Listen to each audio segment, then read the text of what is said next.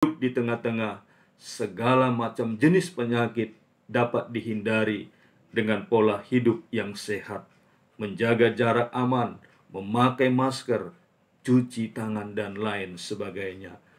Tuhan memberkati kita menjalani hidup dan kehidupan dalam new normal dan hidup yang baru yang terus kita pertahankan sebagai pengikut Kristus. Amin.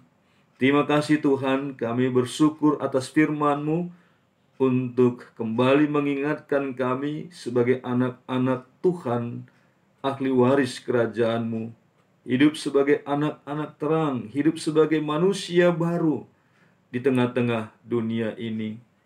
Dan kami juga yakin dan percaya untuk hidup kami Tuhan di tengah-tengah dunia yang Engkau ciptakan, Engkau kasih ini, dengan pola hidup, norma-norma hidup yang baru.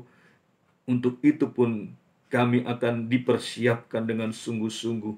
Kami mau menjadi orang-orang yang taat, melaksanakan setiap aturan yang ditetapkan oleh pemerintah negara kami ini.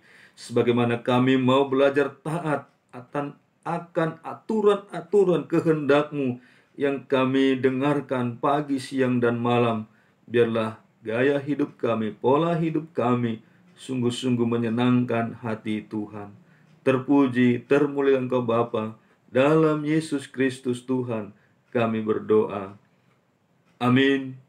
Salam, selamat pagi, semangat, Tuhan memberkati kita sekaliannya.